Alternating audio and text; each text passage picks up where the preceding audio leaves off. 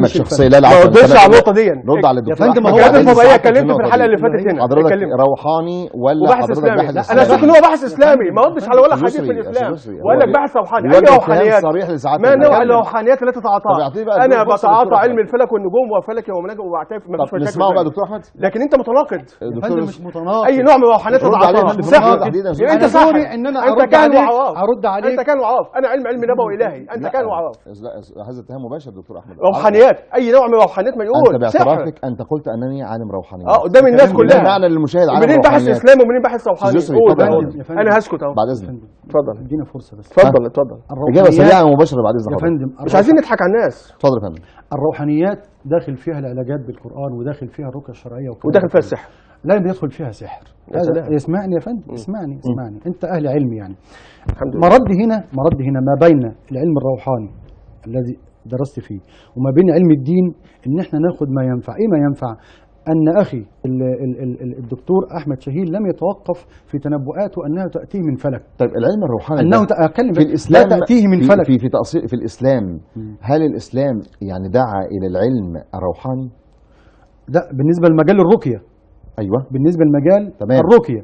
خدت بالك؟ أيوة. القرآن فيه شفاء. ان القرآن فيه شفاء. جميل جدا. وننزله من القرآن ما هو شفاء. إذن بالقرآن فيه شفاء للناس ورحمه. هذا كلام جميل. العلاج بالقرآن كلام هو جميل. العلم الروحاني. لكن لما استمعت الى احاديث وكلام العالم الفلكي احمد شاهين وجدت ان هو دخل في علم ثاني غير الفلك. مالكش دعوه بيه. انا بعتبر اللي احنا عايزين نتكلم عليه شرعا. انا بعتبر ان انا فلكي. اتفضل. لكن انت ارجو عشان بس من ضمن النقاط الاخرى التي تعترض عليها وهي ان هناك كائنات اخرى تاتيه من المريخ اختصت له شخصيا دون كوكب نبيهو من كوكب. قلتها في الحلقه اللي فاتت. قلتها في الحلقه اللي فاتت وعلى فضائيات كثيره.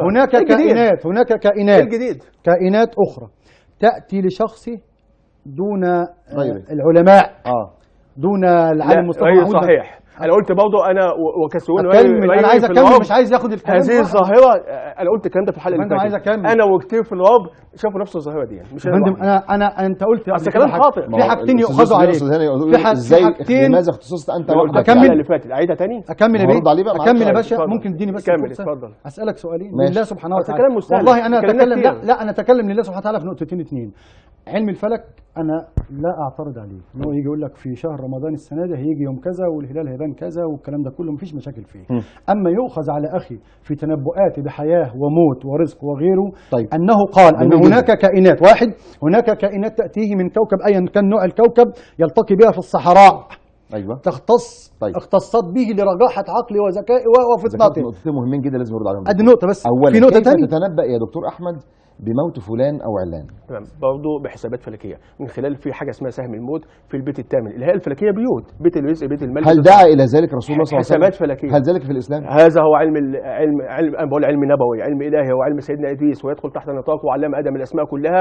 وقال الرسول صلى الله عليه وسلم انا مدينه العلم وعلي بابها. ومن ضمن العلوم التي كان يعلمها اهل البيت والرسول صلى الله عليه وسلم هو علم النجوم. لكن توجد اشياء كثيره عبر التاريخ تم اخفاءها قصرا حتى لا يقال ان الاسلام يعني ايه، لان علم الفلك بيكشف اسرار. طب وعلي وابوها ديت انا مش شايف فيها يعني. اتفضل يا زوزي. صلى الله عليه وسلم. عليه السلام. لا هذا حديث متواجد.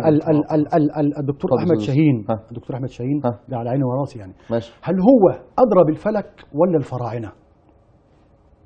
دكتور انا والفراعنه استقينا من منبع واحد هو علم سيدنا ادريس اخنوخ اللي هو اساسا كان مصري وقبل الفراعنه بالاف السنين. بس حضرتك قلت غير كده. قواعدنا كده في لقاء مع الاستاذ عمرو الليثي. قلت ايه؟ قلت ان انا الكلام ده اللي انا بقوله كله موجود من اكتر من 1100 سنه في كلام محي الدين ابن العربي. اديك قلت في مخطوطات. في مخطوطات لمين؟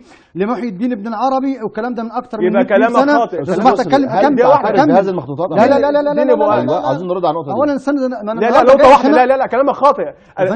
بيقول لي قواعد انا عايز ارد. بيقول لي قواعد الفلكيه تعتمد على انا عايز ارد يا قواعد الفلكيه منذ الاف السنين. اما هذه النبوءات عن الرسول. طيب قواعد الفلكيه حاجه والنبوءات حاجه. دكتور احمد انا عايزيني مساحه عشان هو هيرد على المخطوطات. انا عايز ارد. صلى على رسول الله. لا بس اوضح نقطه قبل ما يرد على الروايات. انت خلطت الامر. انا بتكلم كلامي. انا لم اخلط الامر يا فندم. انا لا عايز افهم انت بتجيب العلم هرد عليك اهو. هرد عليك. انا عمال انت هرد عليك. حضرتك دلوقتي هرد عليك 3 حاجات. هرد عليك. علم فلك ومخطوطات محي الدين ابن العربي تمام. والكائنات الفضائيه. ردك على المخطوطات يا فندم.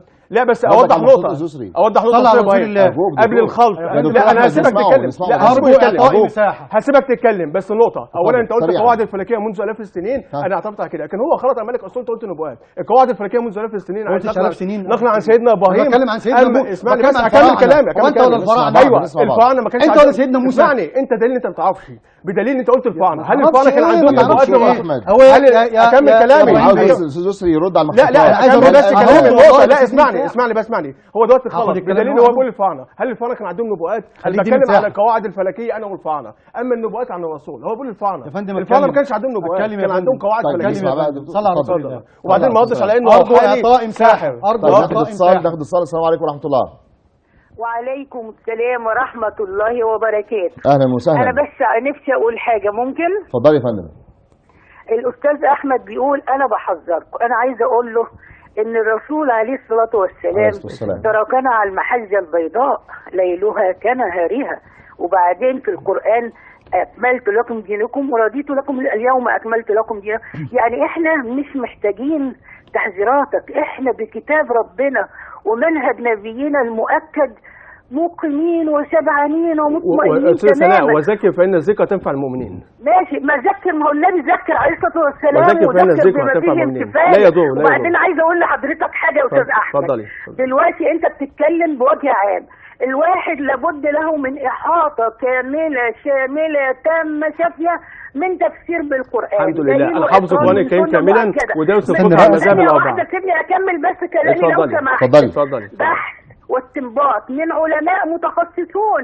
شرع ربنا له تخصصات وله افرع، وكل فرع له تخصصات، له ناس كتيره في الفرع الواحد، ناس كتيره، والناس كتيره لهم ارائهم، وارائهم مبنيه على ادله. يعني انت بتتكلم بطريقه عامه. وبعدين عايزه اقول لحضرتك يوجد علامات صغرى وعلامات كبرى للساعه. العلامات الصغرى اولها بعثه الرسول عليه الصلاه والسلام، انشقاق القمر، ان تلد الامه ربتها. وفي علامات لسه الدخان والدبه والمسيح الدجال لسه ما ظهرتش. وبعدين داعش اللي انت بتوصفهم دلوقتي نفس الاوصاف ممكن تيجي بعد عقود يعلمها الله.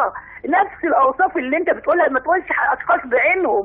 الاشخاص بعينهم مش عارفه، بس ممكن اللي هم شعرهم زي النساء وحاملين الرايات السوداء هم اللي الرسول عليه الصلاه والسلام بيوصفهم يجوا بعد عقود وازمان يعلمها الله. وبعدين في نقطه انت كنت حضرتك تملي ماسك عليها، اللي هو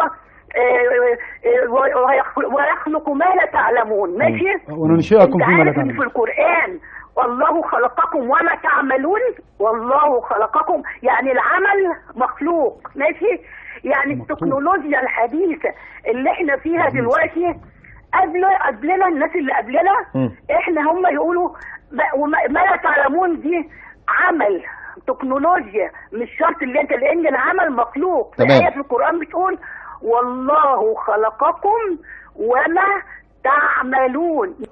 تمام. اخذ مساحة. اشكرك شكرا جزيلا لهذا الاتصال.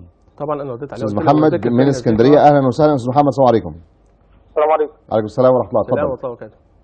انا عندي ملحوظه بس يا استاذ ابراهيم ورحمه ضيوفك. اتفضل. بالنسبه للتنبؤات اللي الاستاذ احمد بيتكلم عليها، طبعا الدكتور اسم حضرتك، انا بس بقول هو الاستاذ احمد بيتنبأ بعلم فلك وفي غيره كتير. احنا بنقول انه في وضع شرعي بيحكم التنبؤات. تمام. مهم جدا ان احنا نوضحه، وهو ما دام داخل في اطار البحث العلمي او في بحث علمي قائم عليه، فما فيش مشكله ما دام في حاجه قائمه واحنا بنبني عليه. تمام. لكن لو التنبؤ ده بيخش في ارزاق وبيخش في موت وبيخش في حياه، فده اللي فيه ملحوظ عليه. الامر الثاني انه الجزء اللي اتكلم فيه الدكتور يسري في اول الحلقه خاص باليهود، انا حاسس انه امر صحيح وهو ده الامر، لكن احنا نشعبه ونقعد بقى نقول الواقع اللي موجود او نتكهن ونتنبأ باشياء يعني ما نظريه المؤامره لم ترد عن رسول الله. انا بس الملحوظ انه الاحاديث بعضها احنا عايزين تخريجه مش مؤصل. ده أشكرك. انه في الاخر لو الاستاذ احمد شاهين او الدكتور يسري عندهم علم تمام. بتخصصات مختلفه. انا عندي الاحاديث أيوة. متخرجه بس طيب. الوقت طيب احنا يهمنا ان احنا كمشاهد نعرف ايه الصحيح وايه الخطا. كلام مظبوط. اشكرك شكرا جزيلا استاذ محمد من الاسكندريه. في نهايه البرنامج انا حضرتك قلت لي اديني فرصه والفرصه معك ردا سريعا على الدكتور احمد شاهين على مقاله. اتفضل يا فندم. ماشي بخصوص المخطوطات سريعا. ماشي. اولا نداء عاجل الى اخي الدكتور احمد شاهين. اتفضل. تكلم في الظواهر الكونيه، تكلم فيما يخص الامطار، تكلم فيما يخص الرياح. تودي شبرا المعادي مش هتفرق معايا في رد حاجه. سريع يا فندم ارجوك. اما ان انت تقول علمي جاي من الفلك تارة وتارة من المخطوطات. أيوة. والمخطوطات التي نسبها لمحي الدين ابن العربي، ومحي الدين العربي عالم وتجرد وسافر وبعدين عمل خلوات وفي الاخر خالص صحيح لبس العباءة فقال ان الله احل. لا الله داخل العباء التي هذا افتراء على ابن قال عربي. الله. شوف بقى الشطحات وصلت لفين. ورد عليه اهل السنه والجماعه، ورد عليه الشيخ صالح الفوزان عضو هيئه كبار العلماء. لم يحدث ورد اذا انت تنكر كلامه كله ابن العربي. هو ياخذ من ابن العربي. هذا افتراء على ابن عربي. صاحب كتاب الفصول. انا بدافع عن ابن عربي بتاع الفتوحات المكيه، وهذا ما يكون الفتوحات المكيه وجبل الخاف. الحكم. جميل. تمام. ثانيا الامر الاخر عالم الغيب فلا يظهر على غيبه احد. انا كنت عايز اسال استاذ محمد بيقول، معلش استاذ محمد من الاسكندريه بيقول لك كيف يتنبأ بهذه الاشياء؟ هل اسلامنا دعانا لذلك؟ اتفضل سريعا. هل احمد شاهين ولا سيدنا موسى؟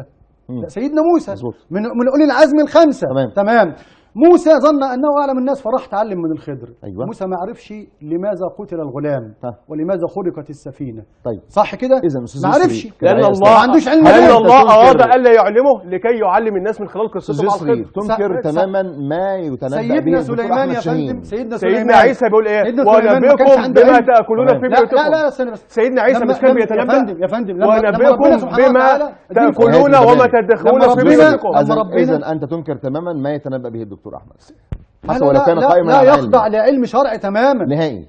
طيب دكتور احمد كان اولى به. طبعا هو جاب قصص، لكن اراد الله الحكمه ان هو يعلم الناس من خلال عدم تعلمهم. لكن سيدنا عيسى ونبئكم بما تاكلون وما تدخرون في بيوتكم. سيدنا عيسى كان بيتنبأ. ده رسول وليس رسول. يعني عيسى كان بيتنبأ. ده نص القرآن. يعني انت عيسى نص القرآن. انت عيسى عليه السلام انت واضح ان انت روحاني مش روحاني. وما قدرتش على النقطه دي.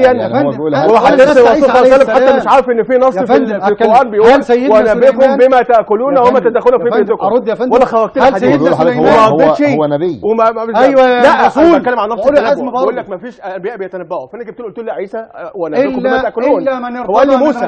ما انا بقول له عيسى نبي يا سيدي الفاضل. الا من ماشي بس بشر في الاخر. ما بكلمش احمد شاهين. مهما كان مش اله نبي، مهما كان بشر مش اله. سيدنا النبي كإنسان عادي يا دكتور. سيدنا عيسى مهما كان ربنا بيوحي له وبيعمل ايه يعني في الاخر ليس اله. هو الابرص واحيي الموتى باذن الله. بس كان انا بتكلم على التنبؤ وليس العلاج. الابراء ده رسول. ونبئكم بما تاكلون. التنبؤ. نصيحه اخيره استاذ يسري سريعا. اترك التنبؤات المتعلقه بالحياه والموت. هذا علم نبوي والهي. ليس نبوي. وهل انت روحانيا علم سيدنا النهايه يا فندم؟ لا هل لا تنكر لا انك روحاني؟ لا لا لا انا عندي ركن. هل علمك روحاني ما بقولش الكلام ده؟ انا طلعت على حاجه. انا طلعت في نقطه الكتب وهو الروحانيون يستخدمون علم الفلك في الارصاد. انا اصلت الكتب لقيت فيها شطحات كلها. طيب اذا هاتي وجهتي النظر التي ارى فيها الاستاذ يسري تحديدا الاسلامي الاستاذ يسري البدوي ينكر تماما ما يقوله الدكتور احمد شاهين عالم الفلك ولا يجوز شرعا التنبؤات ولا يجوز شرعا. يحيد عن الشرع. رغم ان الدكتور يتهم يستخدم علم الفلك الاستاذ يسري بانه روحاني. وبالتالي يبقى مش روحاني يبقى انت بتدلس عنها. هنا لا املك الا ان اقول سيدي ابو القاسم يا رسول الله الذي نحتفل بمولده صلى الله عليه وسلم في هذه الاونه علمتنا سر الحياه وقفتنا للخير والتوفيق والبركات جنتنا الزلل الكبيرة وصمتنا من شهوة تطغى ومن نزوات من يقصد الدنيا بغيرك يلقاها تيها من الأهوال والظلمات. مشاهدينا الكرام في نهاية هذه الحلقة أتمنى أن تكون الرسالة وصلت أن رسول الله صلى الله عليه وسلم تركنا على المحجة البيضاء كما قالت السيدة الكريمة ولا يزيغ عنها إلا هالك. تحية لكم وأشكر باسمكم الأستاذ يسري البدوي الداعية الإسلامي، دكتور أحمد شاهين عالم الفلك، وتحية لأسرة استوديو الهواء جميعا، وتحية